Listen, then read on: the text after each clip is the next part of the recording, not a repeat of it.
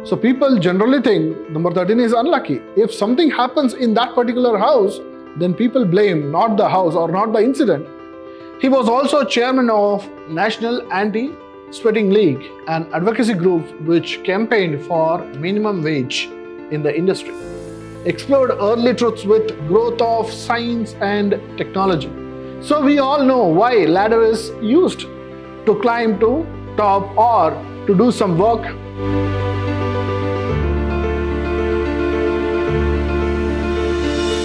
Hello students, I am Anil, Assistant Professor of English, Vidhyaashram First Grade College, the Temple of Excellence, MYSURU. In this session, we are going to look at an essay titled On Superstition by A.G. Gardner for the students of BCA first semester. A.G. Gardner was an English journalist, editor and author. His essays written under the pen name Alpha of the Blow are highly regarded. He was also chairman of National Anti-Sweating League, an advocacy group which campaigned for minimum wage in the industry. A.G. Gardner is a great essayist. His essays are delightful, humorous and thought-provoking. When you see at this particular essay on superstitions, you will understand all these nature involved in it to address what is wrong with superstitions. To summarize his essay on superstitions, his essay on superstitions is about the superstitious beliefs in the mind of modern man. He talks about superstitions in the mind of modern man. Today, science is so much advanced that we do not stick on to these, but still we do. Why do we do that? He also brings out the effectiveness of scientific thinking in dealing with superstitions. So he advocates taking the help of science in order to understand what was wrong with our beliefs. According to him, the superstitious beliefs are baseless, they are irrational, and they are unscientific. Though we all know this point, but still we stick on to some of the superstitious beliefs that people have been following. He examines some of the superstitious meaningfully. So he takes some of the superstitious beliefs and he deals with them in a scientific manner. He begins by saying that most common superstition is associated with number 13. So why number 13? So many people in the West, they are not happy with this number 13. It is generally regarded as unlucky. Why so? If something goes wrong in the house number 13, people immediately think that it is because of the unlucky number.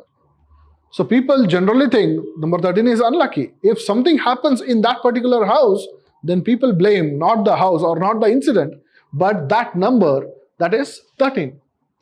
Though many murders take place in the houses of other numbers also, it is not taken seriously. So in the beginning of the essay, he writes, in many houses which are numbered 5, 6, 7, etc. But if the same thing happens in the house number 13, people catch it very quickly. People hesitate to take a room or house number 13 in the West. People, they don't like this number 13. Therefore, no one keeps number 13 to their houses. If their house is actually number 13th, they will put it as 14th. They skip this number 13. Even the hospitals, they don't have a bed with 13 number. But the author says that he travels regularly in a bus number 13 without any fear. He always takes the bus number 13 and he does not have any fear. And this superstitious belief is really baseless. That is what he talks about, a superstitious belief linked with number 13. Then Gardner discusses many other superstitions. So he talks about many other superstitious beliefs.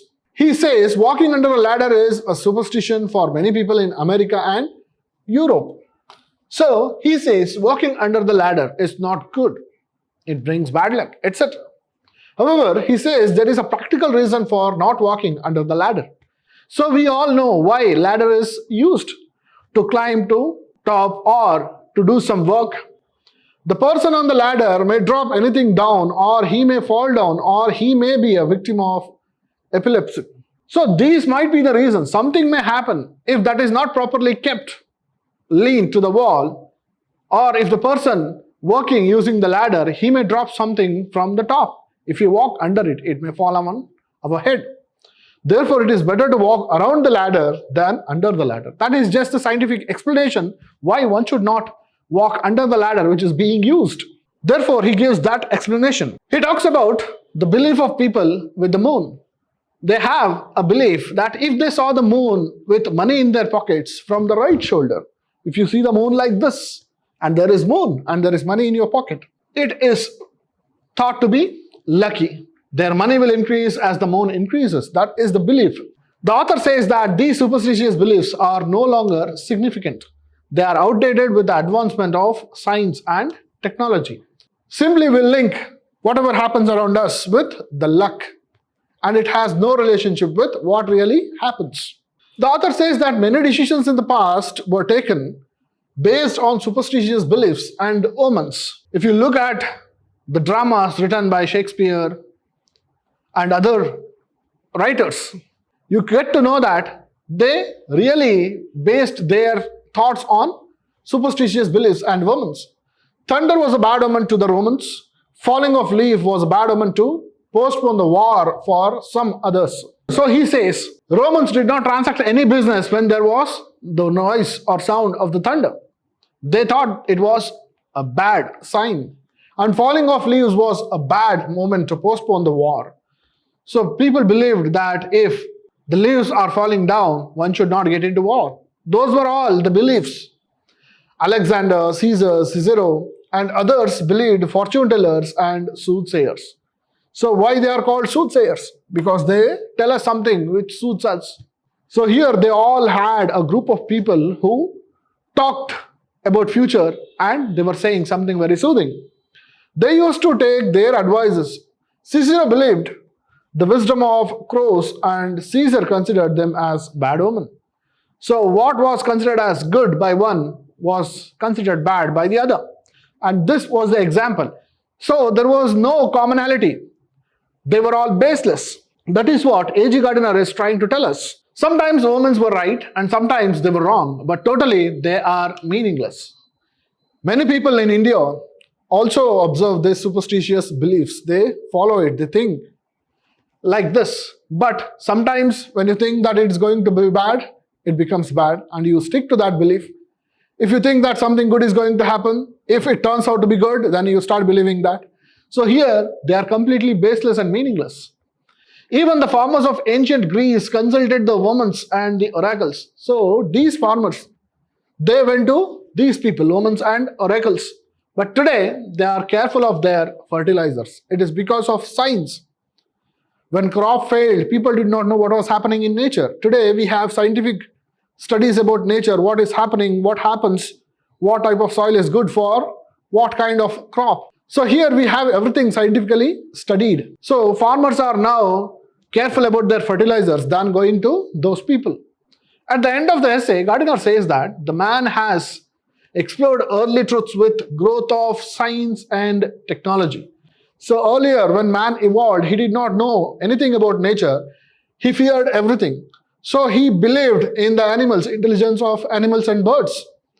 But that did not mean anything. Man accepted everything like what he wanted, like how he wanted. But advancement of science changed everything. We systematically understood the nature and now there was a reasoning for everything. Therefore, superstitions have disappeared to a great extent.